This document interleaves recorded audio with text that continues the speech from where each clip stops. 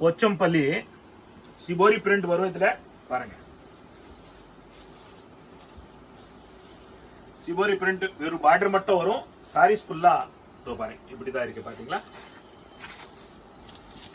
டசல் வரும். இதோட ரேட்டு 750 ரூபாய், 750 ருபீஸ்ங்க. இதோட கலர்ஸ் பாத்துக்கோங்க. பாருங்க கலர்ஸ்